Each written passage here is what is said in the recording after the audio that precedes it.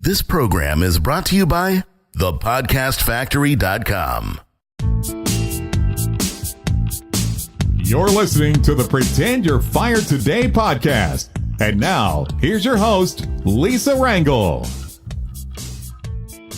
Welcome and hello. Welcome to the third episode of the Pretend You're Fired Today podcast. I'm Lisa Rangel, host of the Pretend You're Fired Today podcast and the founder of Chameleon Resumes. We are an executive resume writing and job search consultancy firm that helps executives and rising leaders land their next position faster. And I'm excited to be here chatting with you. And I know we're going to open your eyes to what it takes to have job security in today's economy and how to take care of your career. In past episodes, we talked about the only way to truly protect yourself from job loss is to pretend you're fired today and make a list of the things that you would do to start finding your next job. Always have this list in the works. Having your resume ready and your network primed is the best path to always be working and not have gaps between employment. As I said in the first episode, the first thing on your Pretend You're Fired Today list is dusting off that resume and getting it up to speed. In the last episode, we looked at how to format the document using today's trends and make the most of your resume space. Today, we're going to focus on how to find the right keywords. So this way, when you put those into your resume can be found by recruiters and hiring managers. And also, when it's read by these recruiters and hiring managers, your resume reads like it has to in order for those hiring managers to be excited to call you for an interview. That's what we want, right? So let's look at how to find the right keywords to put into your resume. Tailoring your resume to specific positions you're applying for is one of the most important things that you need to do for your job search. When your resume is broad and unfocused, you're most likely to be overlooked every time. I know that's tough to hear, but the key is you got to hear it. Including the right keywords and customizing your resume to the job will not only get the attention of the hiring manager, but it will increase your odds of being called for that interview. You're going to come across like you have what they need. So how do you find the right keywords? I have 3 ways for you to find those keywords, and here goes. The first way, the best place to look for your keywords is the job description of the job you're targeting. You may already have some industry-specific keywords in your resume from the related jobs that you've already done, but, and this is paramount, so make sure you're keeping note of this, you need to incorporate keywords that are position specific for the job that you want. And you need to use these throughout your summary and your employment sections, again, for the job that you are targeting. So if you take the job description of the job that you're targeting and cut and paste it into a word cloud function such as Wordle, W-O-R-D-L-E, it will help you find additional keywords that are important. You'll be able to evaluate important competencies for each position. You want to make sure your resume is reflecting these optimized words that are used. I see executives and professionals tell me all the time that they're qualified for a job, and then I look at the targeted job that they're applying for, and I don't see half of what's needed in the job addressed in their resume. It's so frustrating. They expect the system or the reader to just know or assume they must be qualified.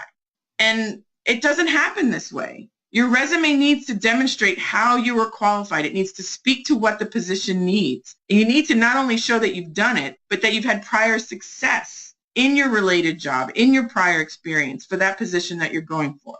So you can see examples of how this is done when you download the free resume cheat sheet that I have that you can find at resumecheatsheet.com. And also attend the accompanying free training session that comes with the cheat sheet, because I'll have a multiple of actual resume examples that you can see that will demonstrate this point.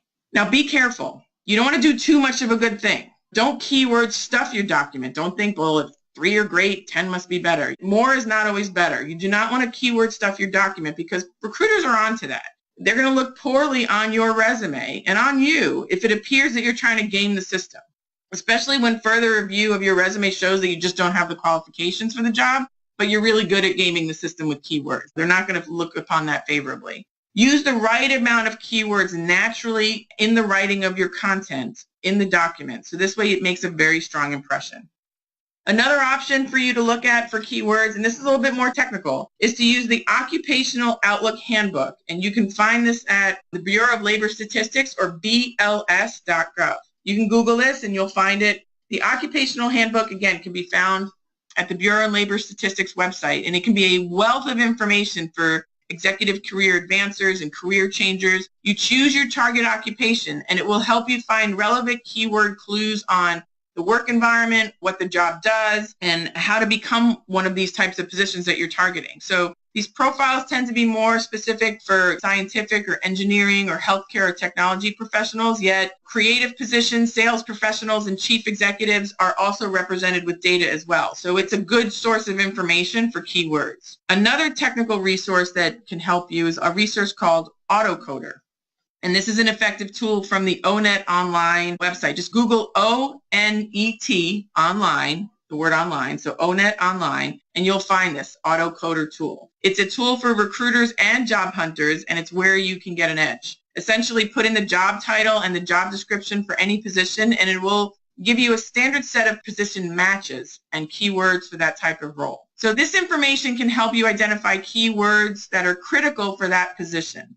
The same keywords that online applicant tracking systems use. So, for example, if you were interested in landing a director of business development position, you would run a specific job posting through the system, through that site, with the title, and end up with a list of keywords that might include sales director, director of marketing. It's not always a perfect match. It can pull up correlating titles, correlating keywords, and it'll look at potential job titles and how often certain keywords come up in the job description. The frequency is a big clue. These certain phrases indicate that what maybe should be contained in your resume. For example, should you include sales manager, development manager, business development, and use these phrases within the natural content of your resume. So this will help you weight what key phrases and words should be included. Lastly, you also want to use keywords to show that you fit the company culture. Your resume's keywords should not only match the required necessary skills, but you want it to speak to the company's overall culture and environment that you want to be in. Think of like the Jerry Maguire movie, right? The Jerry Maguire line. You want people that complete you. Companies want employees that complete them, and employees want companies that complete them. So your resume should contain culture-specific references and ideals and values that are important to you and the company that you want to work for. So when that company that has the same ideals and values as you do, they're going to feel like you guys get each other, and they're going to want to call you in for an interview. So if you're seeking an innovative culture, then your resume should include examples and language and keywords around innovation. If you want to work for a Fortune 500 company, then you should have that phrase in it. You should have more established sounding language into your resume. If you want to work for a startup, you should have references in it that you work well in startup environments and you work with lean teams very well and limited resources. Those will be culturally a match for those as well. So show target companies that you possess the other soft skills that they're seeking, not only the hard skills that they need. So the tactical delivery of this is done through putting keywords into your natural language. It will reinforce that you are a potential culture fit in addition to being a skill fit. The key is to do a little bit of this every day, each week, so your documents are ready and you're always on top of your network. Doing this keyword research will help you with finding and using the resume, the right keywords in your resume content. And you want to do this a little bit over time. You don't want to rush and do it when you need it because you found out you were fired today. You want to do it when you don't need it and do it comfortably and mindfully. So bravo to you and doing this resume and doing it before you need it. If you're not currently working, I don't want you to worry about that either. You know what you know now, and you can start making your resume stronger today. So let's take action on today's episode. Download the resume sample that I have at resumecheatsheet.com and start comparing your resume to the sample that I have for you to use compared to your resume. What do you have that's similar to the sample? What do you notice that's missing? Download the resume cheat sheet at resumecheatsheet.com and have that ready for the next episode. I'm going to show you how to structure and how to write an achievement-based bullet for your employment sections. And this will leave the strongest impression with recruiters and hiring managers reading your resume. It's going to motivate them to call you for those exploratory interview calls. And remember, for the next few episodes of the Pretend You're Fired Today podcast, we're going to go through a list of tactics and activities to do now, as if you were let go today, to ensure that you are always ready for whatever the world brings your way. My friend saved me, both professionally and personally, with her priceless advice, saying to me, pretend you're fired today and making a list. And I'm paying it forward with you. And I ask you to pay this sentiment forward and share it with as many of your friends that are executives and rising professionals who you feel would benefit from this information to build it before you needed advice. And get a jump on the first item on your Pretend You're Fired Today activity list, which is Get Your Resume Ready. Go to resumecheatsheet.com and download the freebie there. This will help you write your resume easily. And next episode, we're going to tackle the steps on how to build your achievement-based language bullets. Thanks for joining me today.